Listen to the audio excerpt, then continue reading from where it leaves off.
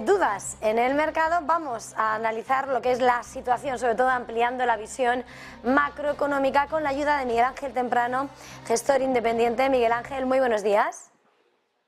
¿Qué tal? Muy buenos días, Eva. Bueno, parece ineludible comenzar con la mirada puesta en el petróleo.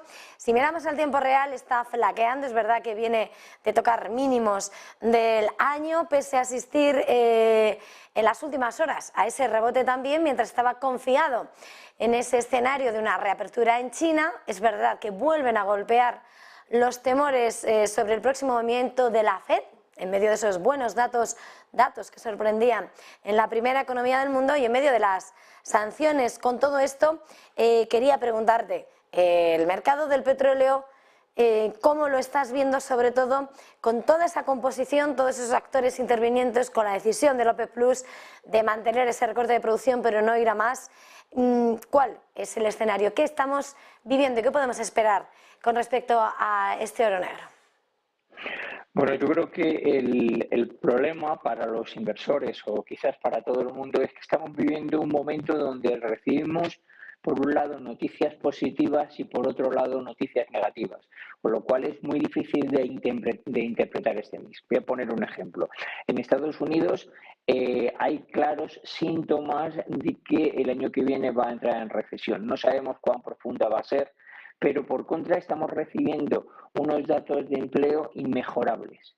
Yo me esperaba un dato muy bueno de empleo el pasado viernes y me esperaba entre 120 y 130.000 empleos nuevos, no agrícolas, de nóminas no agrícolas. Y la sorpresa fueron 236.000, es decir, una locura. No tiene nada que ver, es decir, todo está superando las expectativas, la parte positiva y la parte negativa. Por parte del petróleo, ¿qué nos encontramos? Bueno, el petróleo, para que todo el mundo lo entienda, cotiza en futuros. No cotiza el barril al precio de hoy, cotiza el barril al día donde se entrega y particularmente donde se entrega en Oklahoma. Tenemos una manía en Europa de fijarnos en el Brent y nos deberíamos de fijar para ver qué ocurre en el mundo en el West Texas, que hace un momento lo vi cotizando el futuro a $73, es decir, muy por debajo de los 80 y lejísimos de los 90 que se habían puesto como objetivo en la reunión anterior los miembros de la OPEP Plus. Pero ¿qué ocurre? Que durante este tiempo, este mes y medio que ha pasado, las tornas han empezado a cambiarse. Por una parte, los rusos, ha sabido que los rusos estaban recibiendo armamento de manera masiva por parte de los iraníes. En segundo lugar, que se ha creado una franja de conflicto bastante estable que ocupa todo lo que sería la frontera entre España y Portugal, entre Ucrania y Rusia. Una franja donde realmente prácticamente no hay movimientos y que se defiende a base de artillería de tipo medio, es decir, lo que todo el mundo habla son los obuses, realmente eso es lo que se llama técnicamente disparos entre 150 y 170 milímetros. Bueno, pues los rusos, a pesar de tener la mayor fábrica del planeta, están al límite, no pueden fabricar porque no tienen elementos intermedios. ¿Y de quién están recibiendo precisamente ese material? De Irán. Irán, a su vez, les está suministrando una barbaridad de drones suicidas. Con lo cual, el primer suministrador de armamento ahora mismo para sostener la guerra de Rusia son los iraníes, enemigos acérrimos de los saudíes, quienes se habían opuesto inicialmente a la administración Biden para bajar los precios, es decir, literalmente mantener o subir la producción, habían hecho lo contrario y ahora habían cambiado de opinión. Mientras que los rusos quieren reducir la producción para que suba el precio, los saudíes hacen justamente lo contrario. Y no me extrañaría que veamos movimientos en sentido opuesto, es decir, en bajada de producción en no muchísimo tiempo, precisamente porque los saudíes a quienes quieren fastidiar son a los iraníes que reciben dinero de los rusos.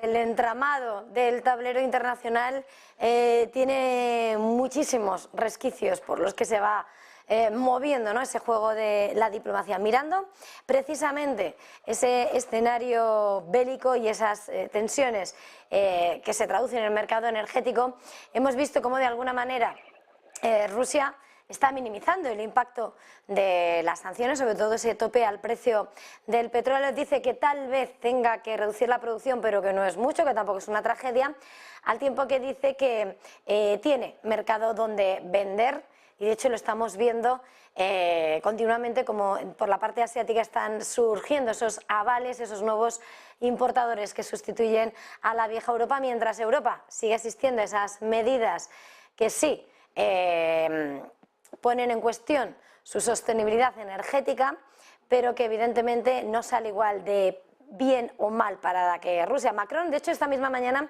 ha dicho que no hay que preocuparse y que Francia va a superar bien el invierno. En este contexto, quería preguntarte de alguna manera, ya vamos hacia el 9º paquete de sanciones en Europa y con todo lo que ya se ha tomado, a la hora de medir cuál está siendo el impacto, ¿realmente se está haciendo tanto daño a Rusia como lo que está sufriendo también los socios europeos?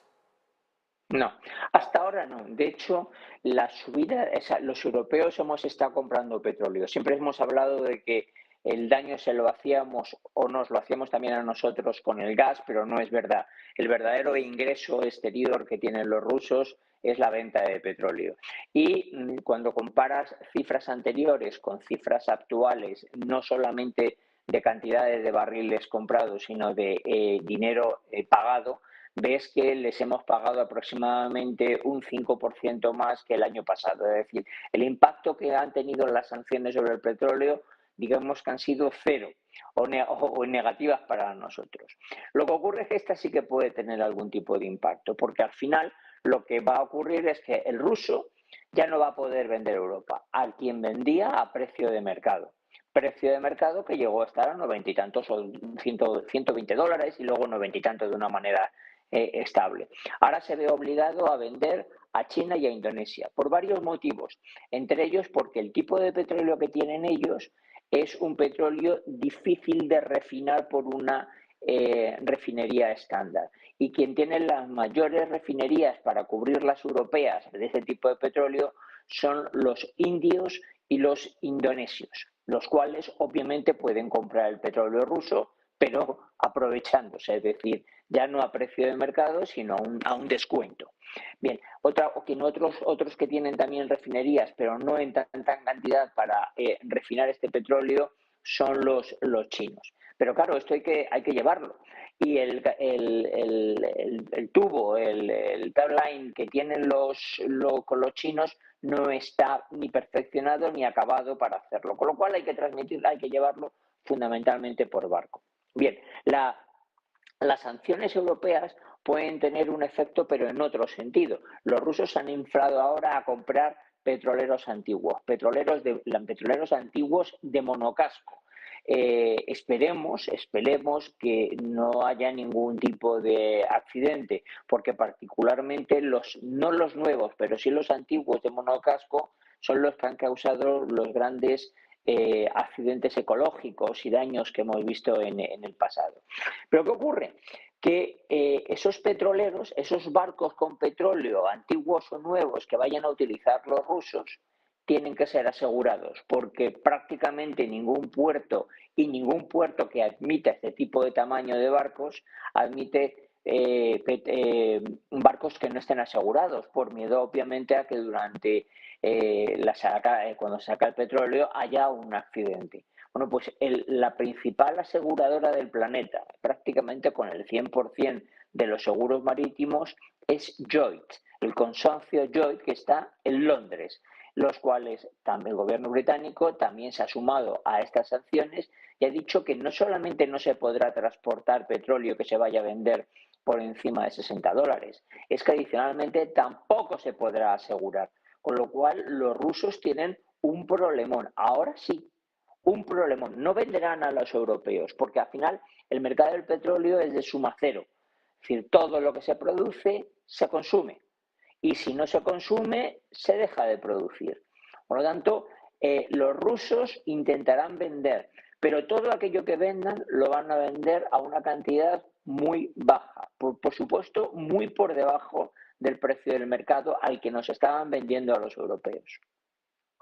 Quería preguntarte, Miguel Ángel, precisamente viendo todos, bueno, el impacto de las sanciones, si algo ha tenido claro de efecto, más allá de lo que se haya podido o pueda estrangular las cuentas de Rusia, es que en Europa la inflación energética ha sido el gran impulsor, el gran desencadenante de las grandes tensiones de este año, pero según hemos escuchado esta mañana, en realidad he escuchado, no he leído, en una publicación italiana, Milano Finanza, a Philip Lane dice que la inflación en Europa en 2023 y 2024 se va a ver inflada, pero en este caso va a ser, ya dejando a un lado el motor energético, entre otras cuestiones ahora, sino los efectos de segunda ronda, porque dice que si bien se están atajando los precios, dice que lo de llegar al 2% va a estar difícil precisamente por esos efectos de segunda ronda.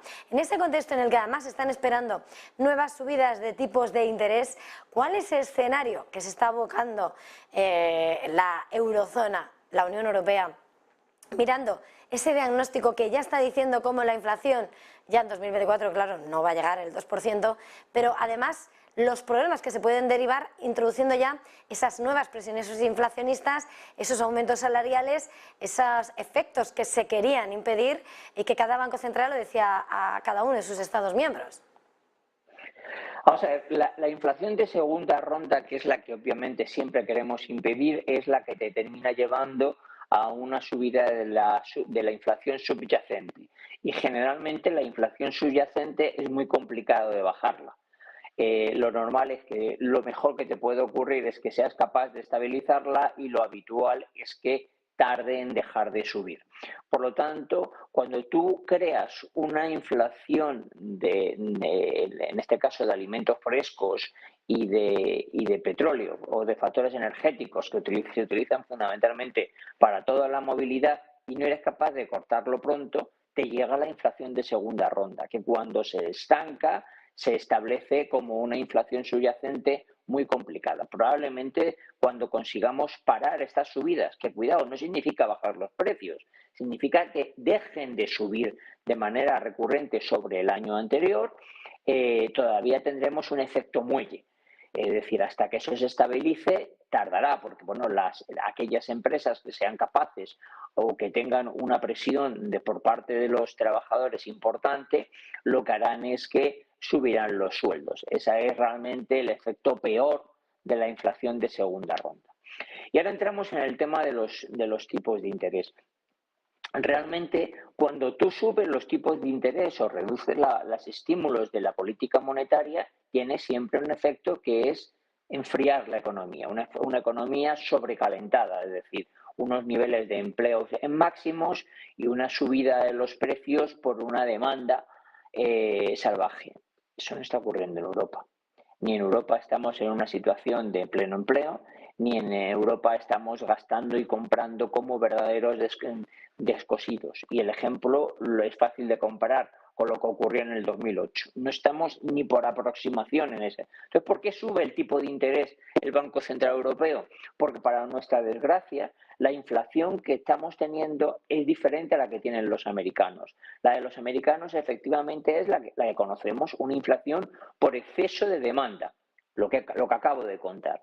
El problema de los europeos es que nuestra inflación es una inflación de defecto de oferta. Es decir, no tenemos productos críticos y eso hace que suba. En una palabra, en la primera, en la de exceso de demanda, el señor del bar, si deja de acudir gente a su bar, bajará los precios del café.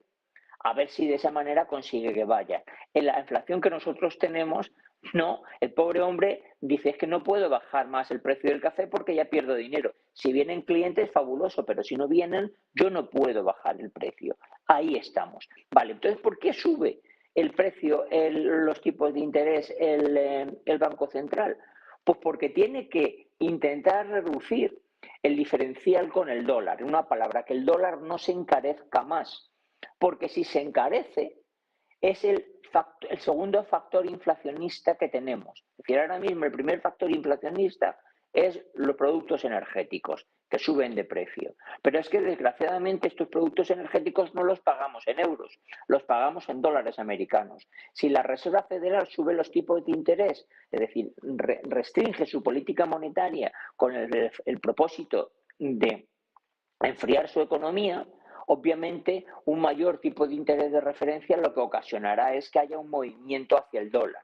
Y eso tenemos que impedirlo de alguna manera porque pagamos nuestra factura energética en dólar, que es ahora mismo el tipo de cambio, el incremento del tipo de cambio es el segundo factor inflacionista más potente que tenemos. Por lo tanto, al Banco Central Europeo no le queda otro remedio que seguir la estela de la Reserva Federal, ocasionándonos un problema de tres pares de narices, porque lo que está provocando es que la economía se debilite más rápido de lo que ya se está debilitando por la falta de productos energéticos. Pero es que literalmente no le queda otro remedio. Los americanos dicen que muy probablemente lleguen al 5% y que se paren, es decir, les queda un punto nada más. Pero a nosotros, cuanto antes logremos parar esta subida de tipos, mejor. Pero dependemos completamente de lo que haga la Reserva Federal. Muchas gracias, Miguel Ángel Temprano. No sé si junto con ese diagnóstico que decías de hasta dónde pretende llegar la Reserva Federal, ayer veíamos cómo se avivan los temores precisamente por esos buenos datos que salían en esta jornada de PMIs que de alguna manera parece que puedan vencer los mensajes más hawkish por parte de la FED. ¿Crees que realmente va a introducirse un cambio en ese próximo movimiento la semana que viene o qué podemos esperar? Vamos a ver, yo lo he dicho al principio de mi intervención, estamos recibiendo mensajes totalmente contradictorios y además muy potentes, ambos. Yo he pensado desde el primer momento que subir los tipos de interés de una manera tan extremadamente rápida es un error. Al final la economía no son más que pequeños micromovimientos que se realizan de manera constante en el tiempo, que serían moscas. Y lo que hacen con la subida de tipos de interés es tirar un cañonazo, en una palabra. Están matando moscas a cañonazos. Necesitas dejar que se asiente el efecto, se asiente la pólvora. Y ellos están subiendo tipos de interés, es decir, están lanzando megacañonazos de una manera constante. ¿Cuál es el problema que te puedes encontrar? Que te pases de frenada. Es decir, que hayas lanzado tantos y tan rápido que cuando el efecto de reposo llegue, digas, he dañado demasiado la economía. Bien, gente de mucho prestigio como Stirling, profesor de Wharton, o Bill Gross, el líder de PIMCO, ya han dicho que una subida tan rápida de tipos de interés pueden terminar dañando de una manera seria y severa a la economía. Yo quiero pensar que aunque los mensajes recibidos positivos, es decir, los datos tanto de PMI como fundamentalmente de empleo, no van a hacer cambiar el mensaje que han transmitido o que ha querido transmitir el presidente de la Reserva Federal, Powell, de que van a empezar a reducir la velocidad. Porque como no lo hagan, yo ya no pienso en los americanos, pienso en nosotros, los europeos. Si el Banco Central tiene que seguir una estela tan grande de subida de tipos, el daño aquí va a ser brutal. Pues muchísimas gracias, como siempre, y más. Un festivo como hoy, Miguel Ángel Temprano, gestor independiente, ha sido un verdadero placer. Feliz jornada y hasta la próxima. Igualmente.